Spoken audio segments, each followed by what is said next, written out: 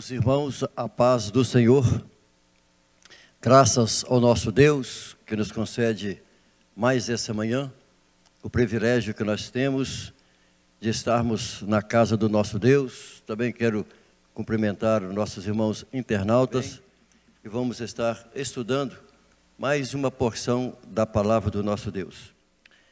O texto bíblico da nossa aula de hoje está baseado em Isaías, capítulo 44, você pode abrir a sua Bíblia comigo.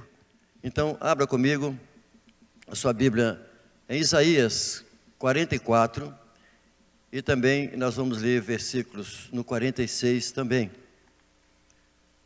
Isaías 44, verso 6 e o verso de número 7, diz assim: Assim diz o Senhor, Rei de Israel, e seu Redentor, o Senhor dos Exércitos.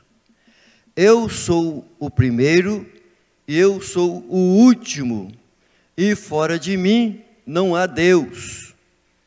E quem chamará como eu, e anunciará isso, e o porá em ordem perante mim, desde que ordenei um povo eterno? Este que anuncie as coisas futuras, eis que anuncio as coisas futuras e as coisas que ainda hão de vir. Capítulo 46 do mesmo livro de Isaías, nós vamos ler do verso 9 ao verso de número 13. Isaías 46, do verso 9 ao 13. Diz assim a palavra do Senhor: Lembrai-vos das coisas passadas, desde a antiguidade, que eu sou Deus, e não há outro semelhante a mim, que anuncio o fim desde o princípio, e, desde a antiguidade, as coisas que ainda não sucederam, que digo, o meu conselho será firme, e farei toda a minha vontade, que chamo a ave de rapina desde o oriente, e o homem do meu conselho, desde as terras remotas, porque assim o disse, e assim acontecerá, eu o determinei e também o farei. Ouve-me, ó duros de coração, vós que estáis longe da justiça, faço chegar a minha justiça, e não estará ao longe, e a minha salvação não tardará, mas estabelecerei em Sião a salvação, e em Israel a minha glória. Amém, irmãos? Graças ao nosso Deus, o profeta Isaías trata muitas e muitas vezes desse contexto a respeito da soberania de Deus, por ser ele o profeta messiânico, aquele que trata já 700 anos antes do nascimento de Jesus, falando a respeito da pessoa bendita de Jesus. Muito bem, o nosso objetivo geral da nossa aula de hoje é entender que o Deus da Bíblia tem o tempo nas suas mãos. Ele conhece o passado, ele controla o presente e ele anuncia o futuro. Então, isso deixa bem entendido que nós iremos falar sobre o quê? Sobre o tempo. Mas o tempo do controle do nosso Deus. Pois bem, o tempo, para a introdução da nossa aula, o tempo sempre foi um grande dilema, um grande problema para o ser humano. Principalmente no que trata, no que restringe ao futuro. Por quê?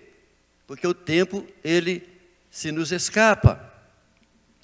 Quando nós lemos o texto de Tiago, ele diz o seguinte: vós não tendes o poder de saber o que acontecerá no dia de amanhã? Que é a vossa vida? Sois simplesmente como uma neblina que aparece por algum tempo e logo se dissipa. Isso mostra para nós que o tempo para nós é um dilema. Enfim, o que é o tempo? Vamos ver sobre isso. O que é o futuro? Podemos realmente conhecer o futuro? Então, vejamos o que a Bíblia revela a respeito do amanhã. De fato, Deus tem controle sobre o que há de vir? Então é sobre isso que nós iremos estudar nessa aula de hoje. O que a Bíblia fala sobre o futuro da igreja e da humanidade. Ok, meus irmãos? Então nós vamos tratar sobre Deus no comando do futuro, do tempo, e, na verdade, nós vamos fazer aqui uma análise, o que Deus fala do futuro da igreja e o que a Bíblia trata sobre o futuro da humanidade. Para isso, nós vamos utilizar 3 tópicos para a nossa aula. O primeiro tópico, nós vamos tratar sobre Deus, o tempo e o futuro. Vamos conceituar aqui sobre eternidade, vamos conceituá-lo, e para depois, no nosso segundo ponto, nós vamos tratar sobre o glorioso futuro da igreja. E por último, nós vamos terminar a nossa aula hoje tratando sobre o tenebroso futuro dos ímpios, daqueles que não abraçam a fé na pessoa de Jesus. Muito bem. No nosso primeiro ponto, então, nós vamos tratar sobre Deus. Eu já fiz a leitura bíblica em Isaías, e nós vimos na leitura do texto de Isaías que Deus é soberano, Ele faz a sua vontade, ou seja, aquilo que Ele apraz, e Ele é Deus. Ele é o primeiro, Ele é o último. Então vamos conceituar aqui os termos tempo e o termo eternidade. A palavra tempo, existe vários termos no grego e também no hebraico, não somente um, mas nós temos vários termos, tanto no grego quanto no hebraico, que designam a palavra tempo. Mas a palavra, esse termo, tempo mais conhecido é cronos. Cronos vem da palavra cronômetro, vem da palavra cronologia. E essa mesma palavra no grego, cronos, no latim é tempus. Ou seja, tanto no latim quanto no grego, a palavra tempo significa cortar, significa decepar. Cronos, na verdade, é o quê? É uma divisão. Por quê? Porque tempo é aquilo que divide o dia em frações ou períodos de tempo. Deus, ao fazer todas as coisas, quando Ele fez pelo poder da sua palavra, então a lua e o sol, Ele disse que era para marcar o dia e a noite. Então o ser humano, ele vem calculando, marcando datas, as coisas através do tempo. Então, o tempo será o quê? Obviamente, absorvido pela eternidade, onde não haverá mais tempo. Ou seja, o que é eterno não está preso, suscetível ao tempo. Isso significa que o tempo, no tempo futuro, será absorvido pela eternidade, porque na eternidade não haverá tempo. Vamos tratar sobre a eternidade. Eternidade na Bíblia, também existe alguns termos, estive lendo nos léxicos do grego, eu pude contar 8 palavras para explicar, para designar o termo eternidade. Mas o termo mais utilizado é aionios. Esse termo aionios no grego, ele tem a ideia daquilo que não tem fim. E é um termo muito utilizado na filosofia, era um termo grego muito utilizado na mitologia grega. Então, essa palavra aionios significa assim, sem fim, é atemporal, ou seja, não está no tempo. Em outras palavras, aionios significa eterno. Isso aqui, Nori, me faz lembrar, para explicar sobre eternidade, eu lembro de algumas, parece que eu não lembro qual das minhas filhas, mas às vezes ficava perguntando sobre Deus, como explicar sobre Deus. Eu lembro que na época eu falava a respeito de que Ele é eterno, Deus ele subsiste em si mesmo. Então uma das formas que eu expliquei para ela, porque nós dependemos de tudo que é físico, de tudo que é material, e Deus, por Ele ser Espírito, Ele vive na eternidade, Deus não tem tempo. Então eu falei, uma das formas que eu utilizei para mostrar para ela é isso aqui, ó. Eu lembro que eu estava diante de uma mesa, e diante da mesa eu falei para ela assim, olha, então você imagina que daqui para cá é eterno, e daqui para lá é eterno. Isso mostra que esse espaço que nós temos aqui é o espaço que Deus criou, um espaço que nós estamos vivendo, e esse espaço vai ter um fim. Deus estabeleceu o tempo e o fim de todas essas coisas por causa do pecado. Deus no início, Ele castigou a terra, a humanidade com a água, mas o profeta Pedro, ele esclarece muito sobre isso, de que Deus ele exterminará com fogo, e renovará e fará novos céus e nova terra. Então, eternidade é o quê? Para nós existe um tempo, a gente trabalha, lida com o tempo, porém, nós temos que entender que o ser humano, depois que ele foi criado, ele não morre mais. Então, o homem, a partir daí, ele vai viver na eternidade, o ser humano vai viver na eternidade, tanto no Hades, quanto no reino com Deus. Tanto no Hades, o homem vai viver eternamente, porque depois de criado, o ser humano não morre mais.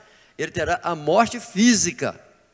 Nós sabemos que existem muitas filosofias aí, como existencialismo, niilismo, tantos filósofos, até falei sobre alguns ateus na aula passada, que eles não creem, né, no futuro, na eternidade.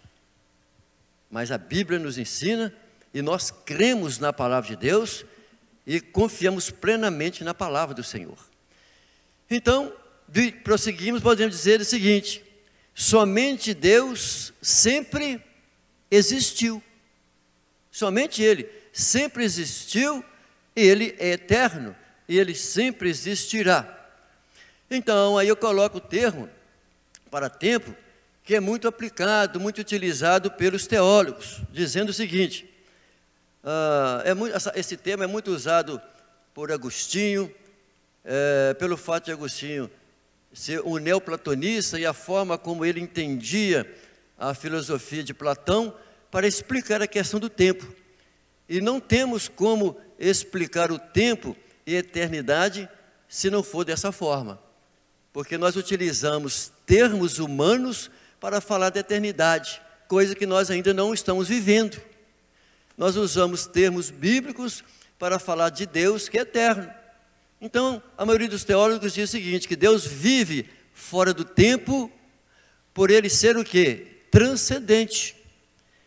E essa própria palavra transcendente, vem de quê? Do termo transcendência, do latim, que significa além de, que é um termo utilizado na filosofia, no campo da metafísica, para dizer que Deus, Ele vive além da criação.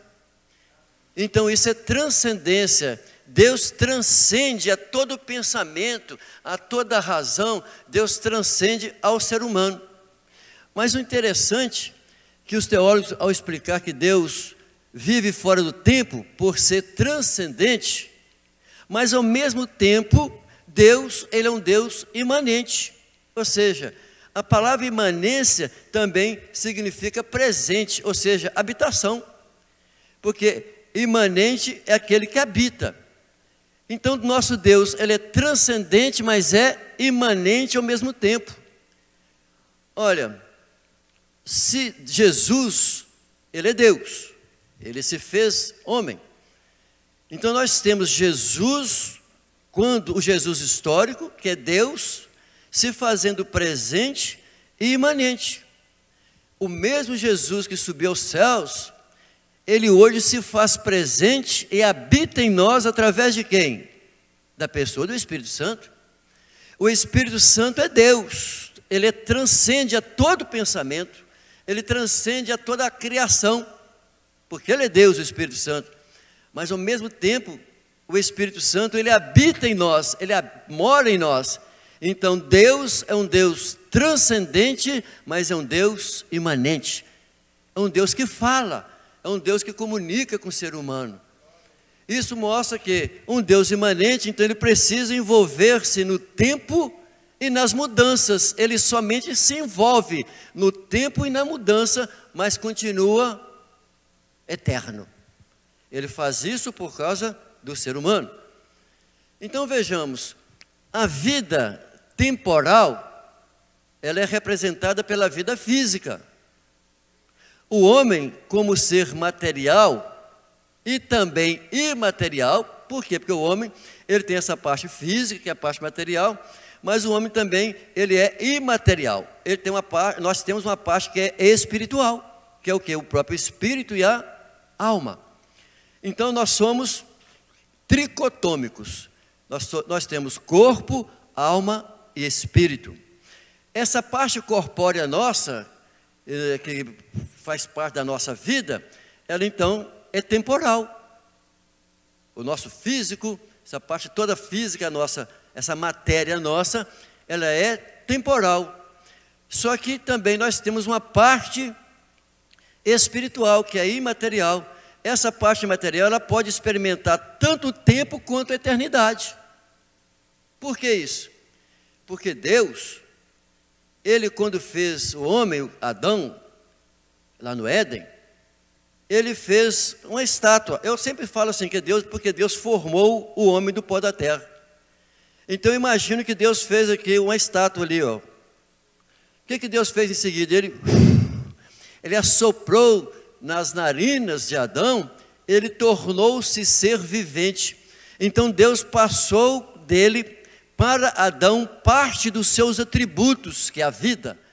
E aí a alma e o espírito é essa parte nossa imaterial que veio de Deus, e essa volta ao Senhor, isto é, se essa pessoa conhecer a Jesus, se manter na presença do Senhor, essa parte material volta a Deus.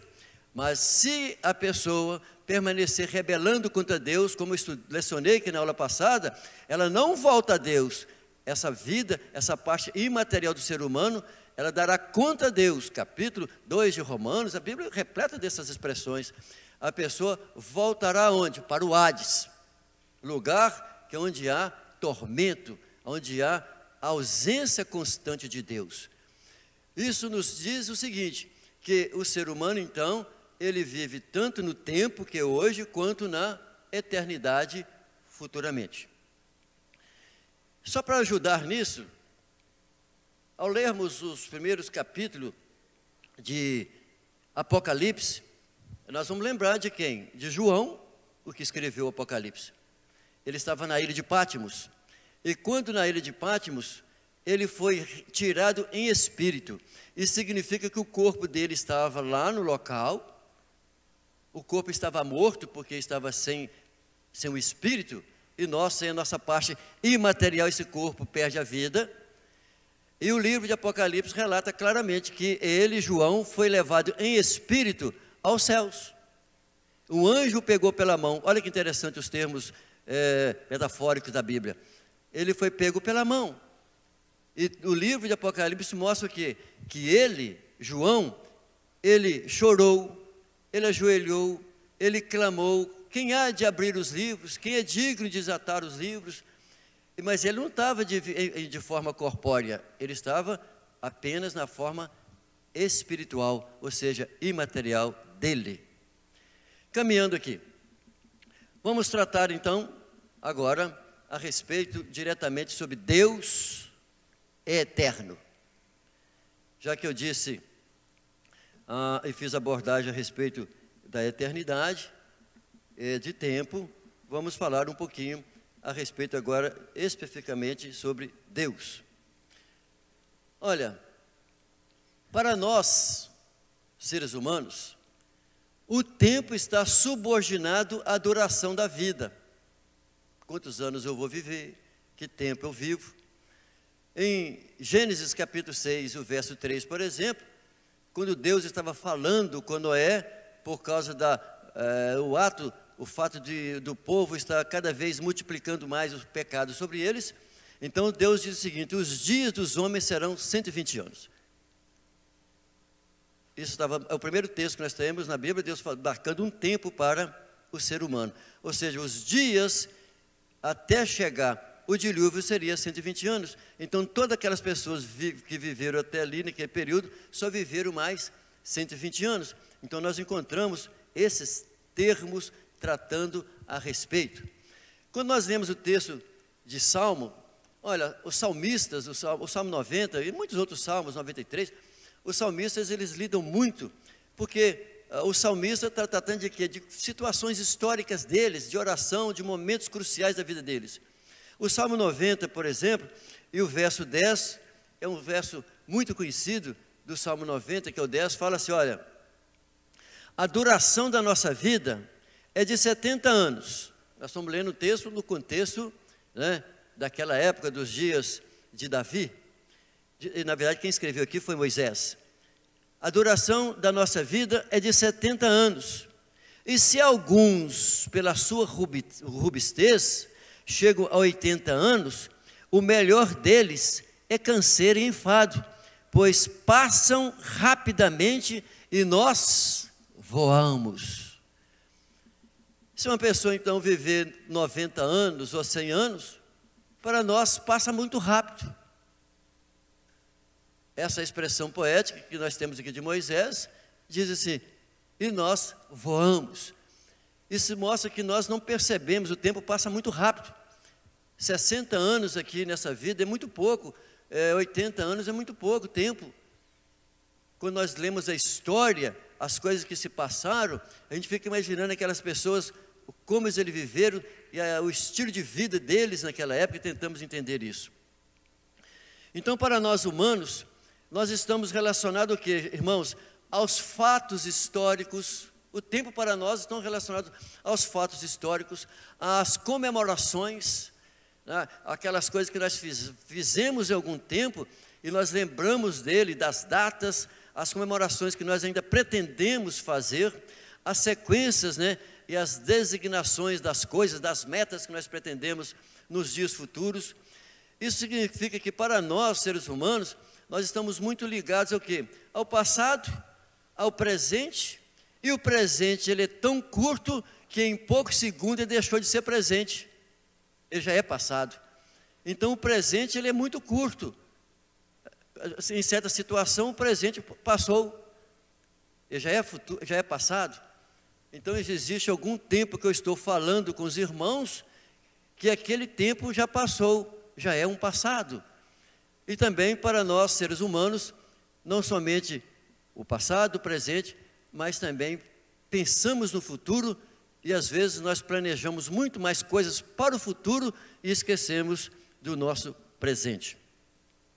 Porém, Deus, Ele é eterno. O profeta Jeremias e os profetas gerais, os salmos, eu quero apenas pegar um texto, como também o que eu li no início da nossa aula, o próprio Isaías falando que Israel é o rei e eterno. Mas eu busquei esse texto de Jeremias 10:10, onde a Bíblia afirma que o Senhor é o Deus vivo e rei eterno. Então o termo é bem claro, Ele é o Deus vivo e rei eterno. Isso então significa que Deus não está e nunca esteve subordinado ou limitado ao tempo. Nós vivemos subordinado ao tempo, planejamos as coisas com base no tempo, mas Deus nunca esteve e nunca estará limitado ao tempo, por ele ser eterno. Olha, quando nós olhamos as Escrituras, nós vamos, quero ler o texto, você pode abrir sua Bíblia em Êxodo, capítulo 3, eu vou ler também um em Isaías. Em Êxodo, no capítulo 3, eu vejo esse texto como muito necessário para embasamento da nossa abordagem, porque nós vamos analisar aqui Deus em 3 verdades sobre a eternidade dele, porque ele existe por si mesmo. Êxodo 3:14 nos diz assim, está na tela para você ler. E disse Deus a Moisés: eu sou o que sou. Disse mais: assim dirás aos filhos de Israel: eu sou, me enviou a vós. Essa é a primeira expressão que nós temos de Deus, quando ele está usando o termo que retrata a ele como o primeiro e o último, ou seja, a ele, Deus, retratando ele como eterno. Em Isaías 44, o verso 6, que eu li no início da nossa aula, ele diz assim, olha: assim diz o Senhor, Rei de Israel, e seu Redentor, o Senhor dos exércitos. O que ele diz? Eu sou o primeiro, e eu sou o último, fora de mim não há Deus. Deus então é o quê? Deus, ele existe por si mesmo. Aonde as crianças perguntam e falam assim: mas quem é o papai de Deus? Deus não tem pai, Deus não tem mãe, Deus subsiste por si mesmo. Não tem como se explicar. A forma para nós falarmos sobre Deus estão reveladas nas Escrituras, e a única forma que nós temos para tratar de Deus é o que nós temos nas Escrituras e revelado por Ele, da forma e da maneira como Ele quis se revelar. Quando nós vamos lá, voltando ao Salmo 90, o verso 2 do Salmo 90, verificaremos que Deus, Ele é eterno, Ele é o autor do tempo e não está condicionado ao tempo, que é diferente do ser humano. Por isso que muitas vezes o ser humano tem muita dificuldade para compreender as coisas de Deus. Olha o verso 2 do Salmo 90. Antes que os montes nascessem, ou que formasses a terra e o mundo, de eternidade a eternidade, tu és Deus. Olha o Salmo 93, verso 2.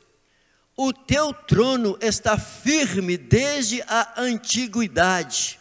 Esse é um outro termo no hebraico para tratar de eternidade, quando fala de antiguidade. Então, o seu trono está firme desde a antiguidade, tu existe desde a eternidade. Então imagina, por isso que às vezes nós falamos do tempo passado de Deus, quer dizer, desde a eternidade. Porque para nós, as coisas estão ligadas ao tempo. E o escritor, para falar de Deus, ele tem até que utilizar esse termo, desde a eternidade. Porque isso é um termo nosso, humano, para falar de Deus. Porque, na verdade, para ele, Deus não existe isso, desde a eternidade. O apóstolo Pedro, ele escreve na sua epístola, dizendo que um dia, para Deus, é como 1000 anos. E 1000 anos para Deus é como um dia. Ele é eterno. Ainda eu coloco um outro texto aí, em Isaías, o capítulo 43 de Isaías, e o verso de número 13, só para fortalecer esses termos, tem aí na tela para você. Isaías 43:13. Ainda antes que houvesse dia, eu sou, ninguém há que possa fazer escapar das minhas mãos. operando eu, quem impedirá?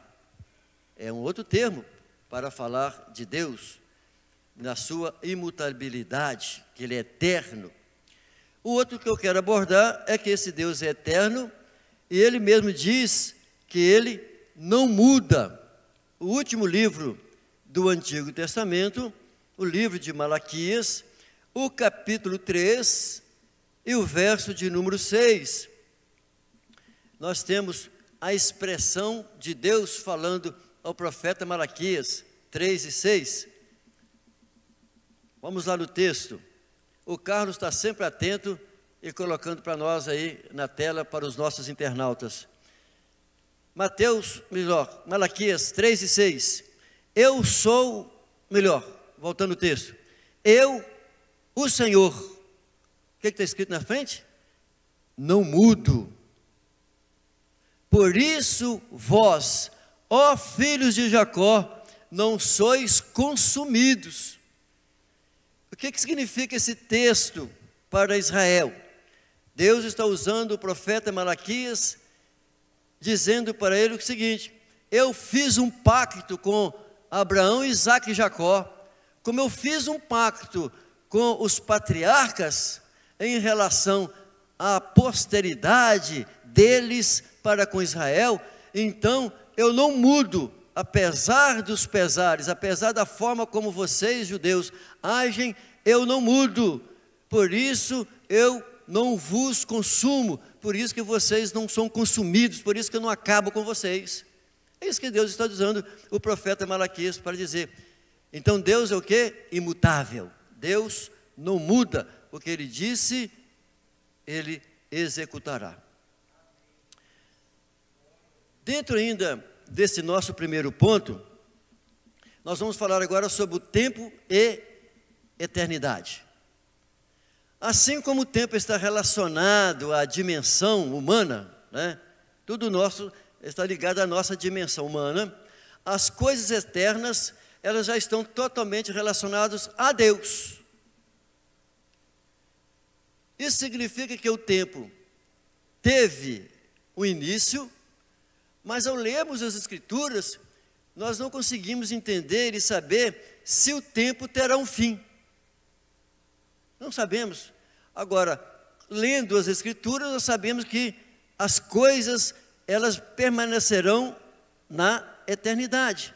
Agora, se na eternidade que nós vamos viver, terá a ideia de tempo, a Bíblia não deixa nada disso claro para nós.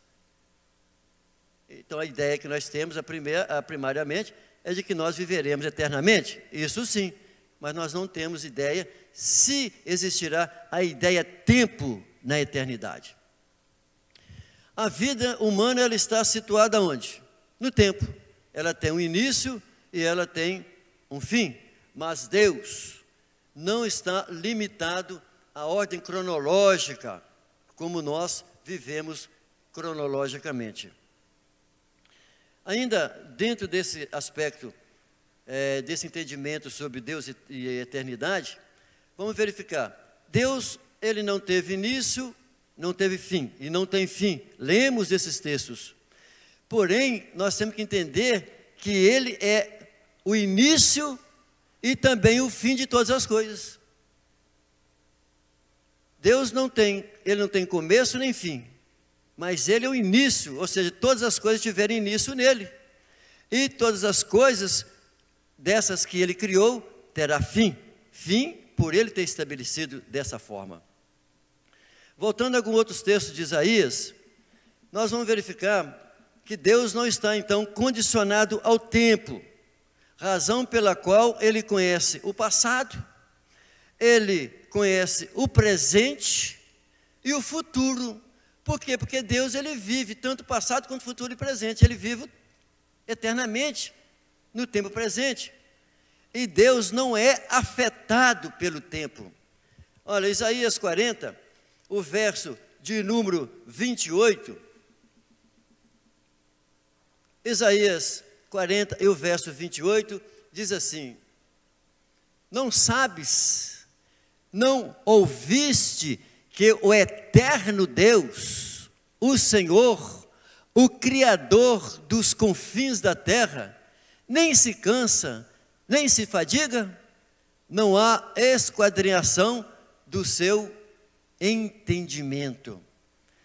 Então Deus não está condicionado ao tempo. Por quê? Porque cansaço, fadiga, isso é coisas para pessoas, são coisas para a gente.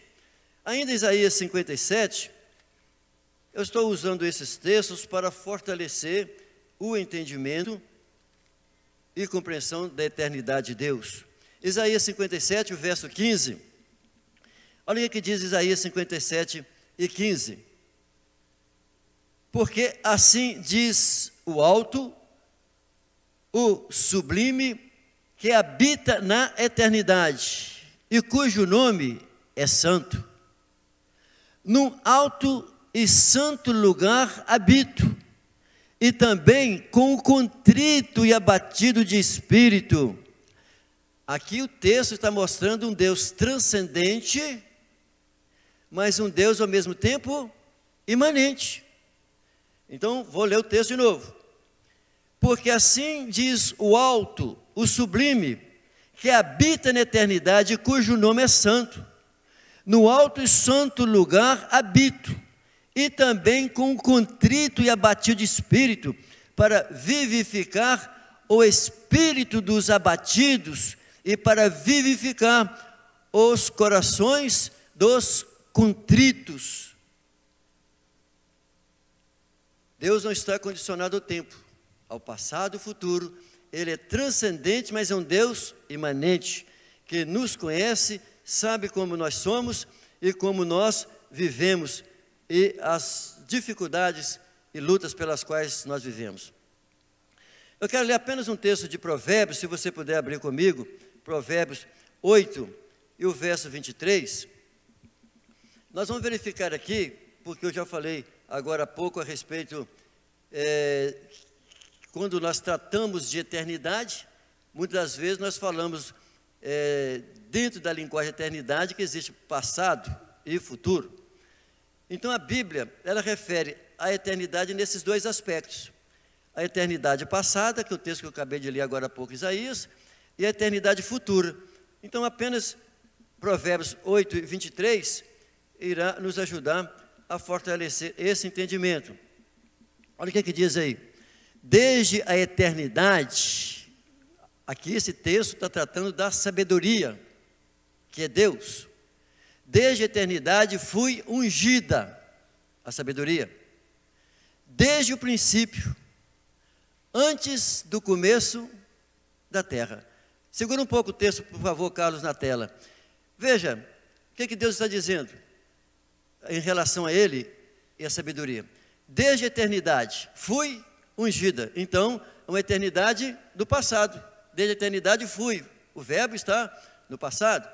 Desde o princípio, olha lá, ou seja, desde o começo, antes do começo da terra. Ok, Carlos, obrigado. Esses textos vão nos mostrar, vamos lá no último livro da Bíblia então, só para a gente mostrar o futuro. Apocalipse 22, nós temos em Apocalipse 22, o verso 5, uma passagem do texto falando exatamente a respeito já da igreja, do povo glorioso já em novos céus e nova terra. Apocalipse 22 e 5 vai dizer assim, olha, ali aonde? Está falando da eternidade. Aqui o texto está falando de quando Deus fizer novos céus e nova terra, onde todos os redimidos estarão com Deus na sua presença. Então está falando da eternidade futura. Então vamos lá no texto, Carlos, por favor, pode voltar. E ali não haverá mais noite. Aí, pastor Edmar, então se não haverá mais noite, significa que não vai ter dias. E não será necessário de lâmpada, nem de luz do sol, porque o Senhor Deus os alumia e reinarão para todo sempre. Amém, irmãos? Isso significa, quando nós lemos as Escrituras, nós vamos entender então com a linguagem humana, quando os escritores inspirados por Deus para tratar de eternidade, Então, o próprio Deus está falando a respeito de eternidade em dois aspectos. A eternidade passada, quer dizer, algo que Deus pensou lá antes de existir essas coisas, quer dizer, nós chamamos isso de eternidade passada. O próprio texto nós temos de Apocalipse e também um texto de Efésios, que Jesus Cristo, né, já estava determinado lá antes da consumação, antes de Deus ter feito os céus e terra, de que Ele morreria pela humanidade. Então isso é o quê? É a eternidade. Na nossa linguagem, nós chamamos isso teologicamente de eternidade passada e também eternidade futura. Vamos falar sobre o futuro? Ok? O futuro, já que nós estamos tratando bastante sobre isso, o futuro é sempre inquietante, um problema para o homem.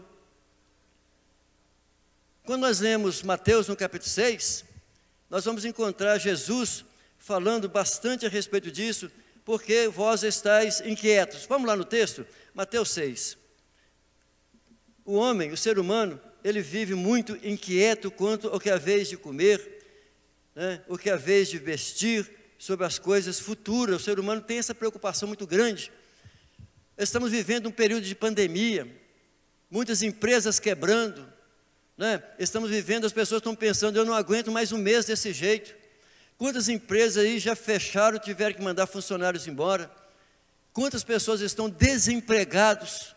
Isso por quê? Porque nós estamos preocupados com amanhã, estamos preocupados com o futuro. Nós temos essa preocupação. Então o futuro é sempre inquietante para o homem. Mas quando nós estamos embasados na palavra de Deus e conhecemos ao Senhor nosso Deus, que Ele é eterno, que Ele governa, que Ele comanda o futuro, eu não preciso me preocupar com o futuro, porque o nosso Deus é um Deus que comanda o futuro. Mateus 6, e o verso de número 25, está dizendo assim, Jesus falando, por isso vos digo, não andeis ansiosos pela vossa vida, quanto ao que haveis de comer ou beber, nem pelo vosso corpo, quanto ao que haveis de vestir. Não é a vida mais preciosa que o alimento? E o corpo mais, eu estou acrescentando aqui, importante do que o vestuário? O próprio Jesus está deixando isso bem claro.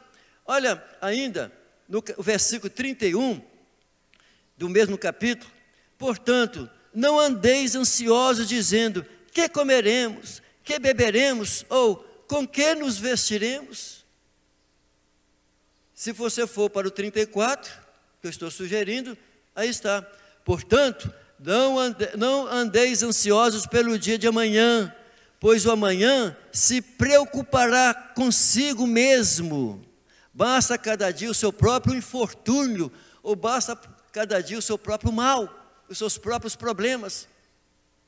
Aqui Jesus está falando com quem? Falando com os discípulos, para que os discípulos não fiquem preocupados com as coisas do amanhã, porque o amanhã pertence a Deus, e Deus é zeloso, Deus cuida de todas as nossas coisas. Por isso, em qualquer tempo, em época como essa de pandemia, nós precisamos descansar no Senhor, porque o Senhor, Ele cuida de nós.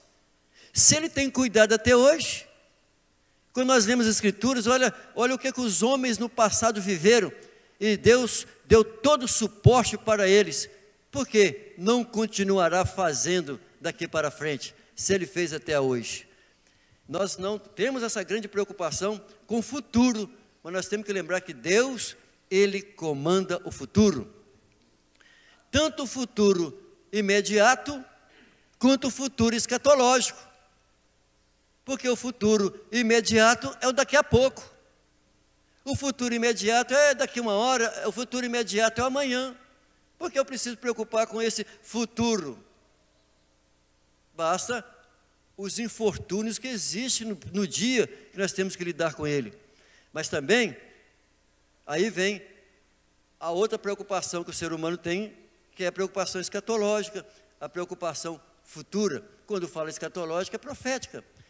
Eu estou usando aqui Mateus 24, aquela passagem, né, do capítulo 24, 25, onde Jesus ele trata sobre o sermão profético. Veja que Jesus, quando saiu do templo, aí no capítulo 24, registrado por Mateus, os discípulos, eles mostraram para Jesus a suntuosidade, a estrutura do templo, lá de Jerusalém. E Jesus falou assim: não ficará pedra sobre pedra que não seja derribada. Isso mexeu com a cabeça dos discípulos. Ué, o que Jesus está querendo falar com isso? Então, aí no versículo 3, que eu estou citando, estando ele assentado lá no Monte das Oliveiras, depois Jesus saiu, né, lá do templo, foi com os discípulos lá para o Monte das Oliveiras, aproximaram-se dele os discípulos. Você pode acompanhar comigo aí na tela. Em particular, você tem uma coisa interessante, importante, é que Deus fala com a gente em particular. Amém, irmãos? Deus fala com você, meu irmão, que está acompanhando comigo na internet. Deus fala com você em particular, no seu carro, andando pela roça, pelo caminho, em qualquer lugar, Ele fala conosco em particular. Diz o texto então: aproximando dele os discípulos, em particular, lhe pediram: dize-nos quando acontecerão estas coisas, e que sinal haverá da tua vinda e do fim dos tempos? Os discípulos estavam preocupados quando Jesus falou a respeito de que o templo deveria ser destruído, pedra não ficaria sobre pedra. O próprio Jesus depois vai explicar que ele estava falando sobre o corpo dele, né? Que ele morreria, mas ao terceiro dia ele seria ressuscitado. Mas isso mexeu com a cabeça dos discípulos e perguntou para ele: nos explique quando acontecerão essas coisas, e que sinal haverá da tua vinda e do fim do mundo, ou do fim dos tempos. Essas expressões estão sendo ditas, expressadas pelas pessoas dos dias presentes. Estamos vivendo esse período dessa pandemia. E são sinais. O nosso espaço aqui não é para tratar disso, mas essa pandemia, porque quem tem ouvido, ouça o que o Espírito diz à igreja. E aí, o Espírito Santo está comunicando com a igreja. Esse é um dos sinais, essa pandemia. Imagina um vírus que conseguiu deter todo mundo em casa, prender todas as pessoas, um vírus que circulou o planeta Terra todinho. Caminhando aqui. Podemos então nós estabelecer o quê? Projetos, né? Metas, mas nós não garantimos o futuro. O futuro quem o garante é Deus. Então somente Deus pode prever que aquilo que na teologia nós chamamos de presciência de Deus, porque Ele viu antes. Deus também ele pode designar o futuro, porque Ele tem poder para isso. Nós temos textos e mais textos nas Escrituras. Ele designou, por exemplo, Ciro para abençoar Israel e devolver os israelitas, né?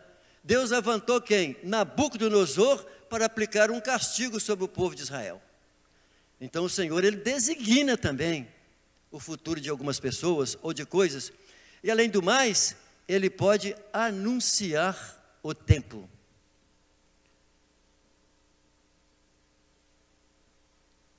Ainda para falar de tempo,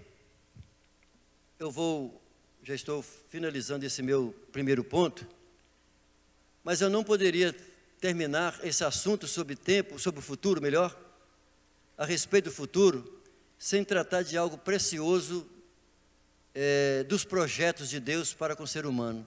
Se você puder abrir sua Bíblia comigo em Deuteronômio, capítulo 18, porque o ser humano é muito preocupado com o futuro, do amanhã, em relação ao casamento, em relação à vida financeira. E as pessoas buscaram muitas práticas de adivinhos, profetas mentirosos, buscaram feiticeiras. A feitiçaria sempre existiu, porque sempre existiu homens tentando explicar o futuro. Então eu não poderia terminar esse meu primeiro ponto sem abordar essa passagem de que Deus proíbe a prática da adivinhação. Isso porque Deus, Ele quem conhece o amanhã, quem conhece o futuro é somente Deus. Nem Satanás, os demônios não sabem nada, a não ser aquilo que Ele mesmo conheceu na Bíblia. Satanás só sabe das coisas que Deus revelou. E ele sabe o fim dele, que ele vai habitar eternamente no Guena, no inferno. Ele sabe disso. Então ele não tem dúvida sobre isso. O diabo não, mas as pessoas são duvidosos quanto a isso.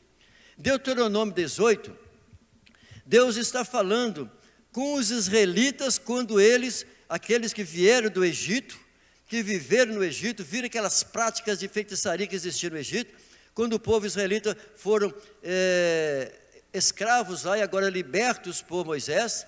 Moisés agora está falando com a nova geração, e Deus, através de Moisés, aí em Deuteronômio 18, dos versos 9 ao 14, por gentileza, acompanhem comigo o texto.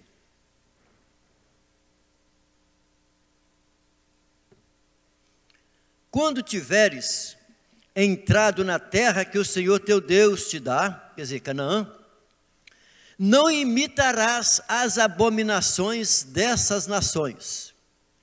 Não haja no teu meio quem faça passar pelo fogo o filho ou a filha, nem adivinhador, nem prognosticador, nem agoureiro, nem feiticeiro, nem encantador, nem necromante, nem mágico, nem quem consulte os mortos.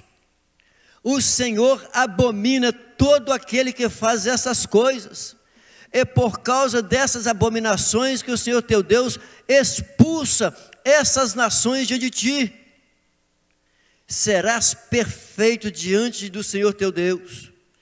As nações que has de possuir dão ouvidos a agoureiros e adivinhos, mas a ti o Senhor teu Deus não permite tal prática. Não permite tal prática. Os homens, os seres humanos, recorrem à astrologia, os astrólogos. Existe aquele mapa astral do zodíaco, com os signos, e cada signo é representado por um animal. E as pessoas, olhando pelos signos, de acordo com os astros, as pessoas então, naquele mapa, eles buscam os entendidos em astrologia para dizer como será o mês da pessoa. Tanto que há pessoas, quando leem sobre o seu astro, sobre as coisas do seu dia, costumam nem sair de casa ou nem fazer uma viagem.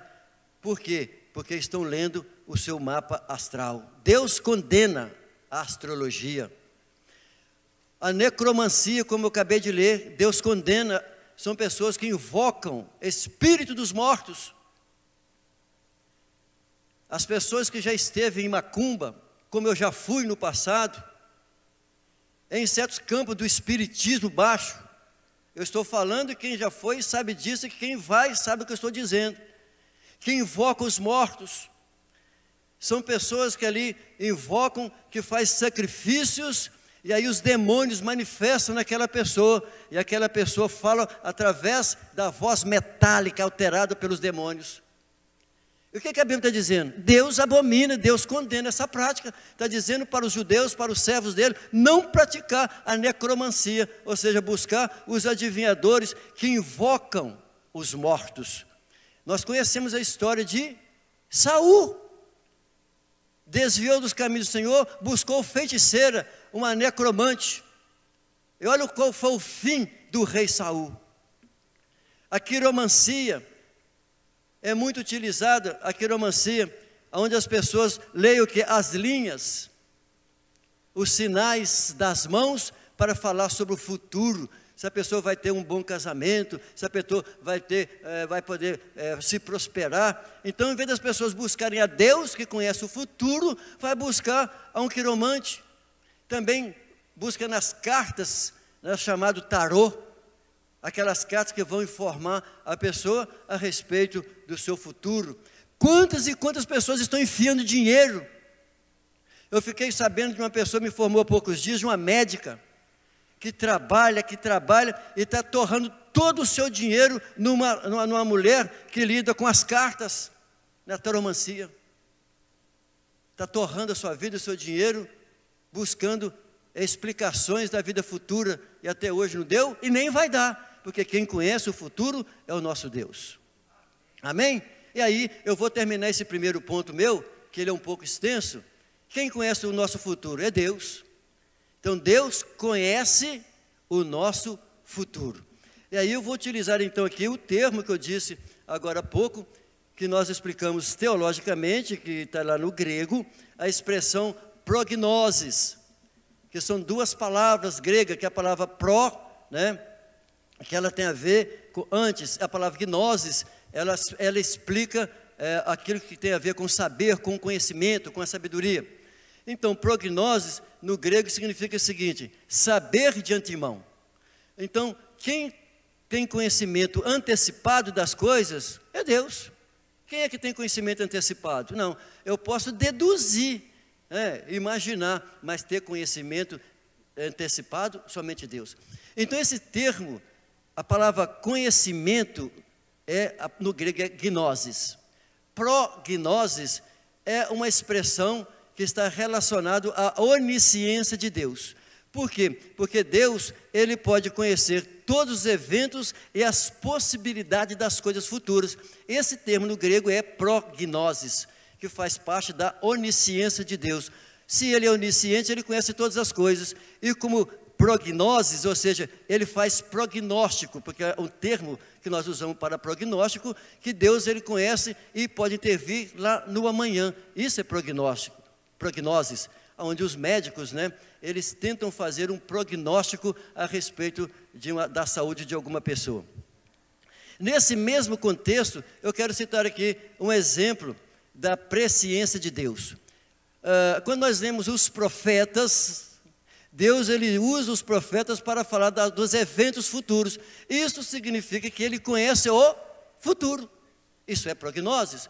Deus, então, Ele relatou, por exemplo, não somente a Daniel, mas a Daniel, Deus, Ele relatou a Daniel e explicou para ele sobre as 4 potências que viriam. Ele falou então das 4 potências políticas que viriam. Deus falou para ele a respeito da potência de Nabucodonosor, do período de governo ali. Deus falou com ele a respeito da potência futura que viria do Império Medo-Persa. Deus declarou para ele profeticamente, que viria posteriormente o Império Grego. E aí, posteriormente, não usou o termo romano, mas as expressões que foi utilizado, que seria um governo de ferro, um governo que destruiria, faria uma grande devassa para assumir o poder. E o mesmo Daniel, quando ele leu o capítulo 7, aquela visão que Nabucodonosor teve do sonho de uma estátua dividida em 4 partes, que representava as 4 potências políticas, Daniel, no capítulo 7, ele tem a visão de 4 animais, e 4 animais representando o sentido moral, ético dessas 4 nações. E o último que ele viu foi um animal horrível, terrível, que o Apocalipse chama de besta. Então, o Império Romano foi esse império de besta, um império mau, terrível, destruidor, que foi o último dos impérios. Então, Deus, Ele conhece o nosso futuro. Jeremias 29:11 diz assim, olha, está aí na tela para você acompanhar comigo. Porque eu sou que conheço os planos que tenho para vós. Olha que maravilha. Porque sou eu que conheço os planos que tenho para vós, diz o Senhor, planos de paz e não de mal, para vos dar uma esperança e um futuro. Então Deus está dizendo isso para o profeta Jeremias, naquele período em que os judeus seriam levados para a Babilônia, e quem estaria dando toda uma visão futura de plano para eles, era o próprio Deus, que iria levá-los cativo, mas ao mesmo tempo Deus estava dizendo para ele que era um plano de paz. Deus estava trabalhando em cima disso. Agora nós conhecemos a história, sabemos que realmente isso ia acontecer. E Deus não estava planejando mal para eles, mas esperança e futuro. E foi o que aconteceu com Israel. Israel foi a única das nações do passado que não foi dissipada. Então Deus conhece plenamente o dia de amanhã, e nós em Cristo, todos nós na pessoa de Jesus, nós podemos vislumbrar com o futuro que nós teremos no amanhã. Olha o que Paulo diz lá em 1 Coríntios, no capítulo 3, lá, parte do 22 e 23, eu busquei esse texto aqui, em relação ao fato que Deus conhece o nosso futuro. Ele está dizendo, olha, seja o mundo, seja a vida, seja a morte, seja o presente, seja o futuro, tudo é vosso, e vós de Cristo, e Cristo de Deus. Amém? Deus conhece o nosso futuro. Se Ele conhece, podemos entregar as nossas mãos no nosso Deus.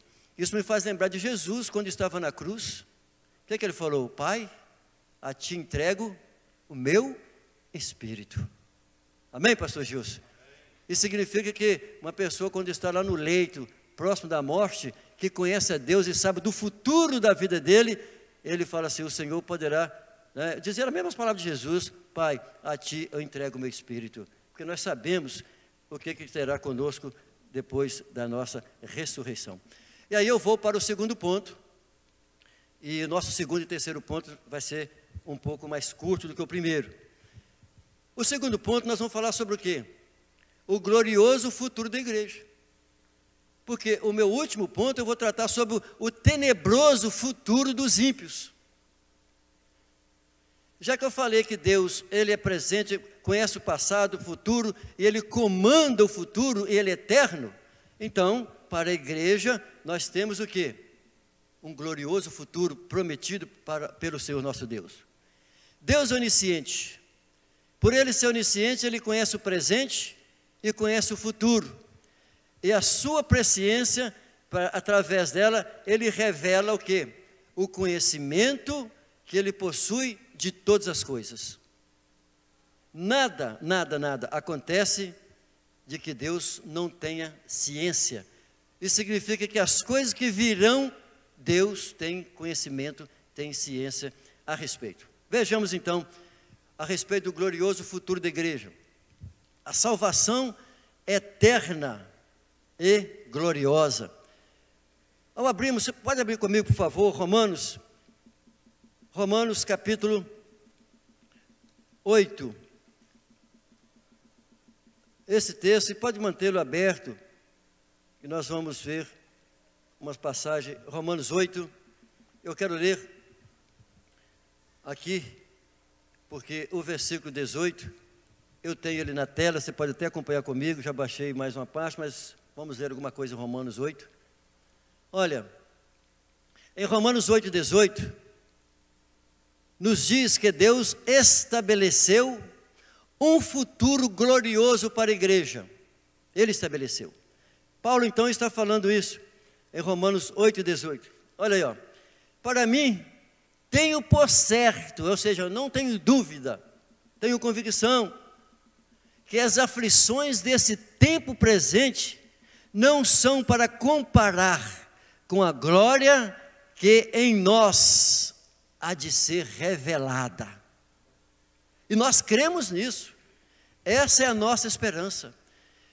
Nós temos clara convicção da glória que há de ser revelada. Aquilo que nós viveremos na eternidade, na presença do Senhor, nos será revelada. Mas nós vivemos por fé, vivemos pela fé. E sem fé é impossível agradar a Deus. Olha, caminhando aqui, ainda em Romanos 8, versículos 35 a 39, como o texto é muito longo, eu fiz uma síntese desse texto. Se você quiser ler todo o texto posteriormente, você fica à vontade, mas eu coloco na tela a síntese desse texto, do 35 ao 39, ainda em Romanos 8, que diz assim, olha, a tribulação, a angústia, a escassez, a perseguição, a nudez, a morte, o presente, o futuro, os anjos, as potestades, nem alguma outra criatura nos poderá separar do amor de Deus que está em Cristo Jesus, nosso Senhor. Nada. O apóstolo Paulo está deixando isso bem claro, que qualquer situação dessas que ele viveu, que ele poderia viver, e que nós como crentes podemos viver, nada nos poderá separar do amor de Deus que está em Cristo Jesus. Agora pense nisso, pense o inverso que eu quero colocar aqui. A riqueza, a fama, o sucesso, né, é dentro dessas abordagens que Paulo está tratando. Os prazeres terrestres, eles são o que, gente? São passageiros. Dura às vezes minutos para alguns. O bem-estar material, o bem-estar social, nada se compara com a glória que em nós há de ser revelada. É por isso que o servo do Senhor, ele, como Paulo diz assim, eu sei em quem tenho crido.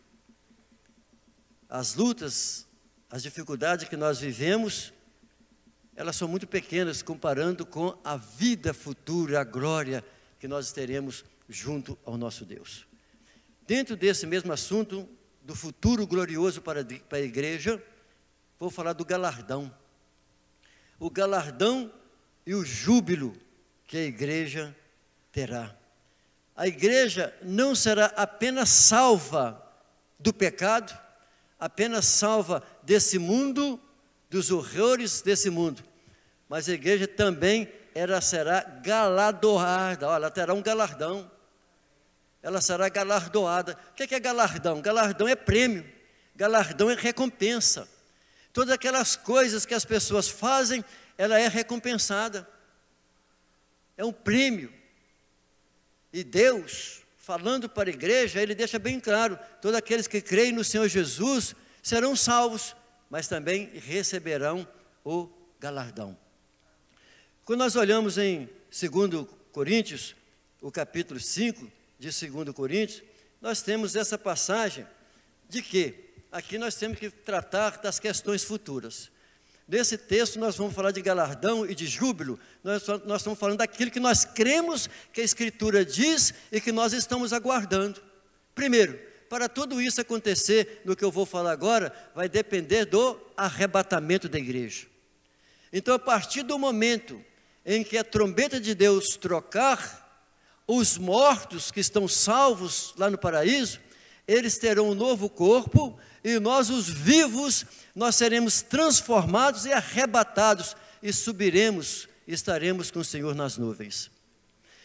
Esse que nós vamos tratar daqui para frente tem a ver com tudo que é futuro. E esse futuro predito pela palavra do Senhor. Porque assim que nós formos arrebatados, nós seremos recompensados por Cristo segundo as nossas obras.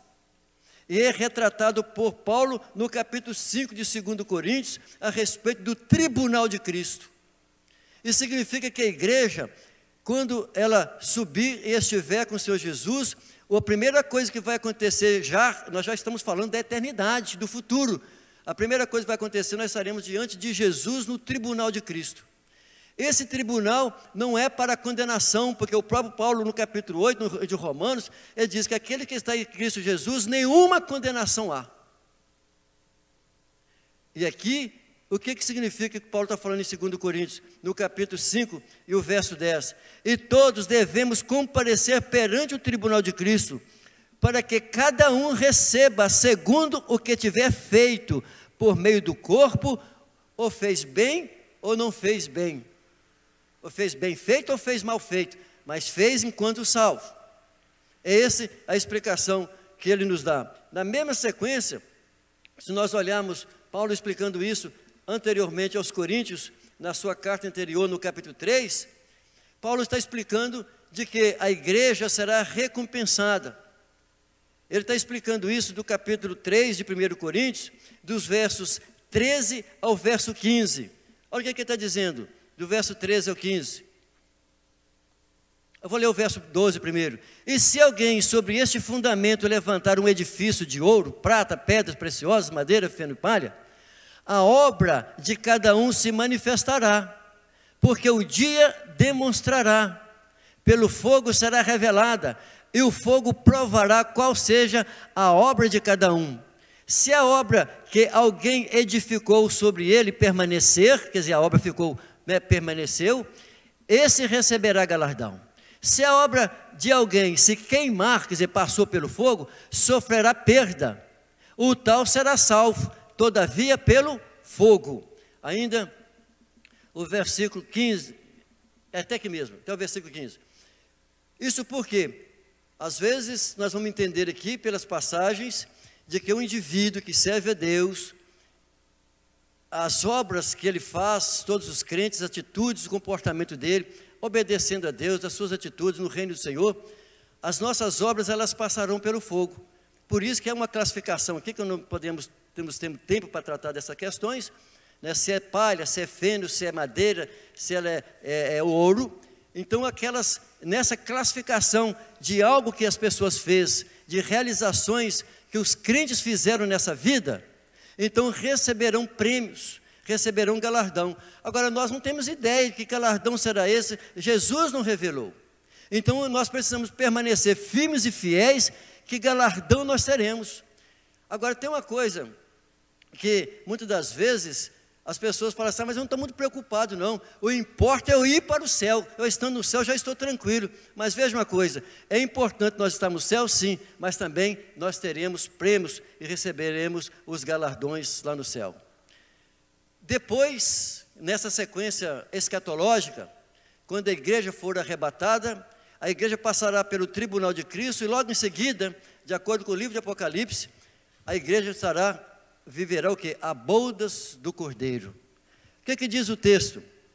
O texto de Apocalipse, no capítulo 19, do verso 7 até o verso 9, diz assim, olha, João, através dos textos, dizendo para a igreja assim, olha, regozijemo-nos e demonstre-lhe a glória, pois são chegadas as bodas do Cordeiro, e já a sua noiva se aprontou.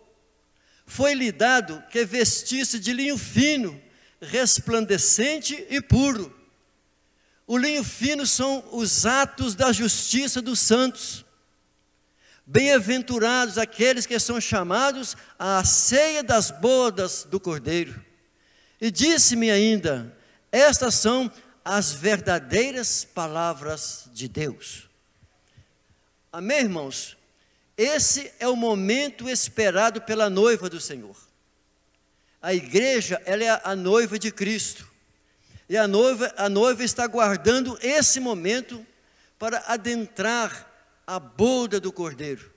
Onde o próprio Jesus, na Santa Ceia, né, ele disse que ele posteriormente iria servir a todos. Isso significa que todos nós, como no próximo domingo que vem, aqui no Templo Central, nós estaremos aqui participando da Santa Ceia. E por falar nisso, a nossa escola domingo que vem vai começar às 9 horas e não às 8h30, por causa da Santa Ceia. Não é isso, pastor Gilson? Essa Santa Ceia que nós participamos todo mês, é para lembrar de até que Ele venha. E Jesus, Ele servirá a todos naquele grande banquete. Isso significa, esse é o glorioso futuro da igreja. Nós estamos aqui nessas lutas e dificuldades, mas nós sabemos que teremos uma vida na presença do Senhor e estaremos com Deus para todo o sempre. E aí eu encerro a minha aula com esse terceiro ponto. O terceiro ponto, ele é triste. Porque o primeiro ponto eu tratei sobre Deus, conhece o futuro, o passado, conhece todas as coisas e Ele tem comando, poder sobre o futuro.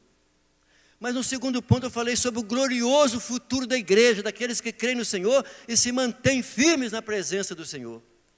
Mas eu vou terminar com o terceiro ponto, falando do tenebroso futuro dos ímpios. Porque as pessoas terão que se apresentar diante de Deus. Enquanto os salvos desfrutarão das bênçãos celestiais por toda a eternidade, os ímpios sofrerão as consequências da sua rebeldia e da sua rejeição contra Deus. As pessoas costumam dizer assim, mas Deus é amor, Deus não manda ninguém para o inferno. Claro que Deus não manda, cada um se conduz para lá. Não tem 3 vias, só tem 2, ou a pessoa vai para o céu, ou a pessoa irá para o inferno. Aqueles que obedecem a Deus irão ao céu, mas os desobedientes não. E aí, o futuro tenebroso das pessoas terá início com o quê?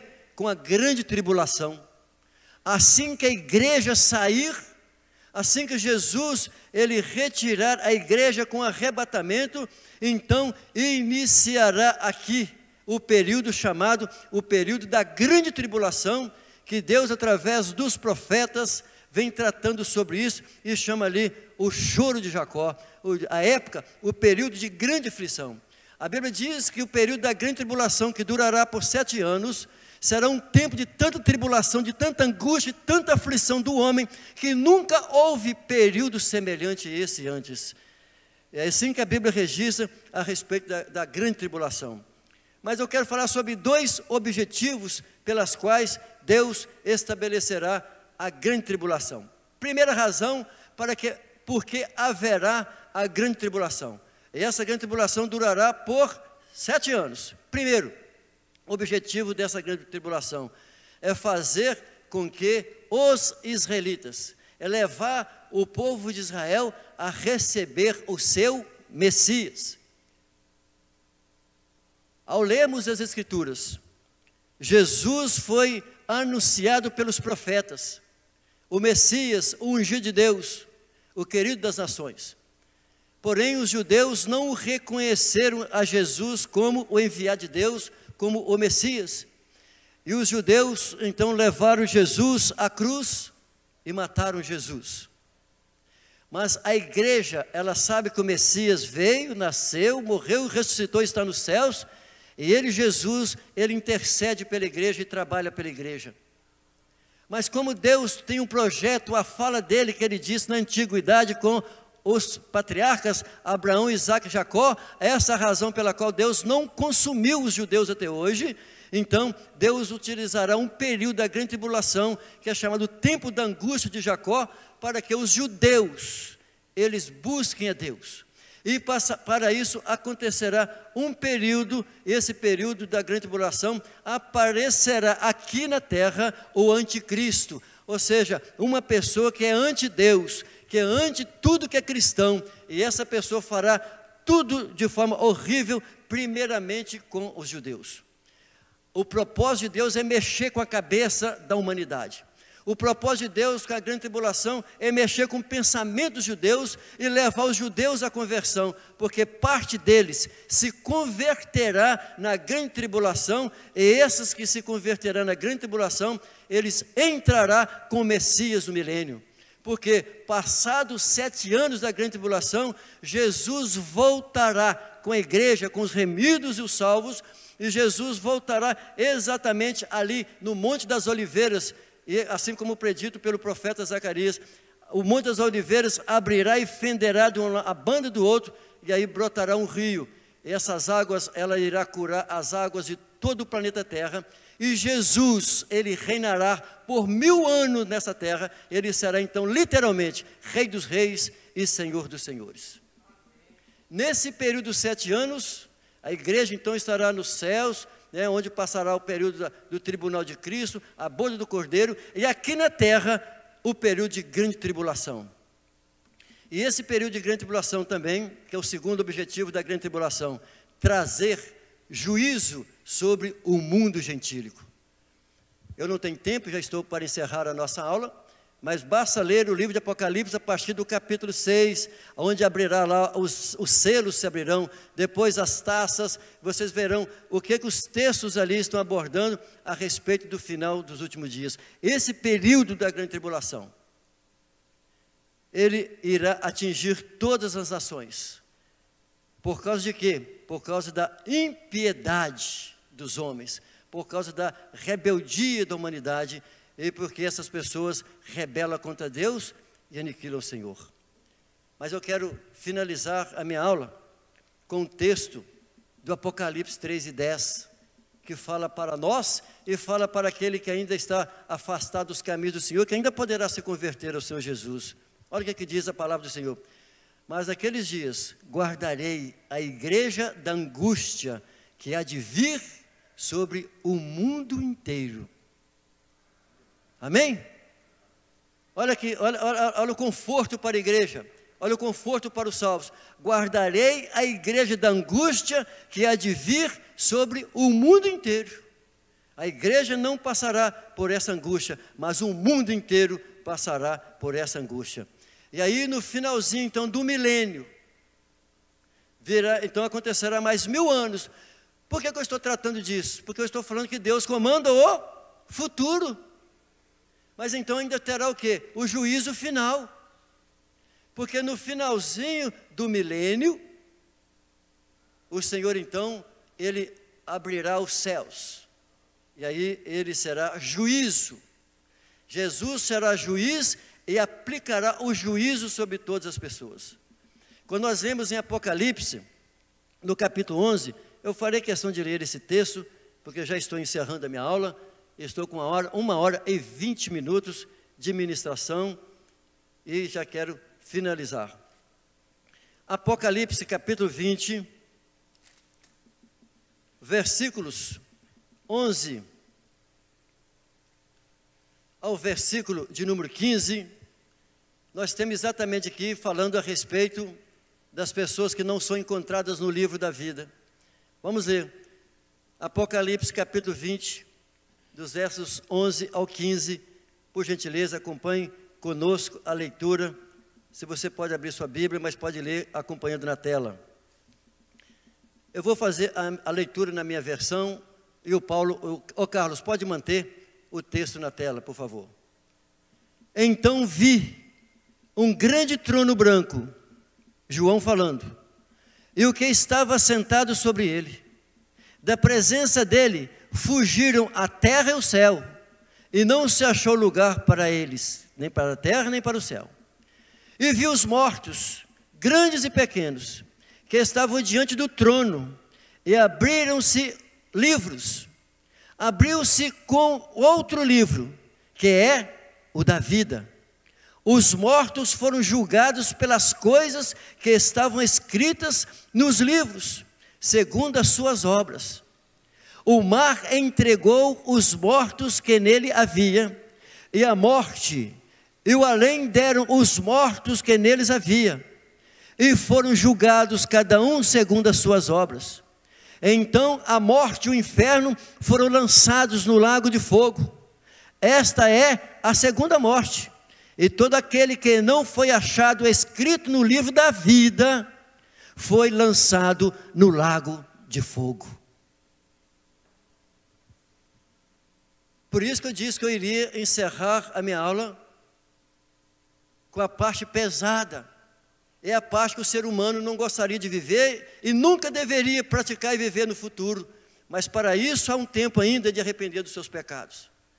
Isso, o texto que eu acabei de ler, significa que muitos serão lançados no Hades, muitos desses que estão no Hades, e que não creram nessa realidade. Por que eu estou dizendo que não creram nessa realidade? Que existem muitas pessoas mortas que estão no Hades, e que não criam no Hades, e estão lá, e é uma realidade para eles hoje. Existem pessoas hoje que não creem no inferno, não creem que não há diabo, mas hoje essas pessoas que morreram e os que estão vivos que não creem, vão para lá, e quando lá vão crer nessa realidade, porque vão viver o real, aonde? No Hades. Mas o texto diz que ainda todos os joelhos dobrarão diante do Senhor e reconhecerão que Ele é o Senhor. Amém, meus irmãos? Todo joelho terá que dobrar depois da morte, lá no futuro. Dobrará diante de Deus e reconhecerá que Ele é o Senhor. Então eu concluo minha aula dizendo: Deus conhece, Deus controla e comanda o futuro. Essa é a nossa conclusão da nossa aula de hoje.